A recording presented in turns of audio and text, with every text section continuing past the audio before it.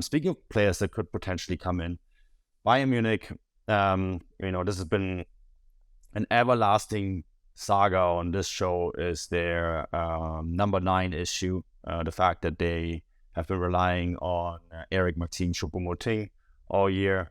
The Harry Kane story has been one that's been lingering in the background for months and months and months.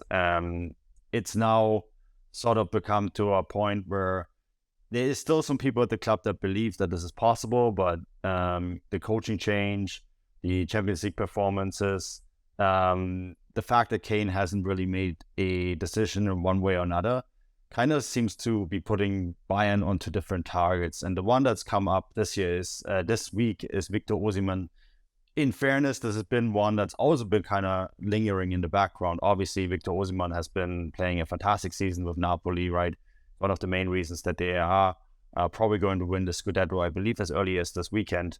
Of course, you have to see how they do in the Champions League. They are currently trailing Milan, and I think that by the time the show comes out, it's probably wrapped up, so I don't want to give away too much. But he has now become a really hot topic at Bayern Munich. Florian Plettenberg from Sport 1 reporting this. Of course, Victor Osimhen has a Bundesliga past. That in fact, he has played for Wolfsburg, right, where he didn't have his big breakthrough. And they're probably regretting this to this day, that they didn't manage to get the most out of him. But he does want to come back to Germany. He's a big Bayern Munich fan. I think this is also what is currently fueling this. It's more player-driven rather than club-driven, because Stefan Napoli will probably want around 100 million euros. And we do know that Bayern Munich are not very likely to pay that kind of money. Yeah, I suppose we do. I mean, it's a really interesting story. I think Sky Sports were saying that I think Osimhen's wife or his girlfriend or his partner was actually German, if I'm not mistaken. So he does have ties to the country. He's obviously played for Wolfsburg before. And hey, look, as we always talk about, Bayern is a huge allure for these players, because they look at Bayern and think, well, that's an opportunity to win the Champions League. Sure, the Premier League offers its riches and maybe offers a huge degree of fame, because obviously you have to remember that Osimhen comes from a country where the Premier League is just entirely dominant, so there's that aspect of it too, I think. But the Osimhen thing's really interesting for me, because we talk about the fact that Napoli will demand a huge amount of money for him, but it's also probably what is now considered the going rate for, one of the best number 9s in the world. And if you'd asked maybe 6 months ago whether I thought Bayern would be willing to kind of go out and splash the cash on number 9, I'd probably say, well, there's no real need to do that, because they've got, a whole array of attacking players. They've Sadio Mane, who hasn't really got going yet. They picked up Matthias Tell in the summer, who's a great young prospect. And, Julian Nagelsmann probably already has a plan for the players that he's got. But we fast forward now to the situation where there's a new head coach in place who maybe has a different idea of what kind of players he wants to the team. And now it seems more and more likely that Sadio Mane is going to leave the club. It's probably more and more likely that guys like, Serge Gnabry will probably move on as well. And it now seems more and more likely that Bayern will probably have to sign a number 9 in the summer. Who that is definitely still up for debate. But if Bayern, there's no point in Bayern complaining about having to spend a huge amount of money on a player like Osimhen if that's kind of the going rate for the players that they need to win the Champions League. I think the interesting thing as well, or the thing that maybe changes that for me is, you look at the kind of Serie A right now, and yes, Osimhen's obviously the kind of player of the moment. He's the flavor of the month, shall we say? And he's got a huge amount of interest from around Europe, most notably in the Premier League, where I think Man United have been linked with him for years and years and years.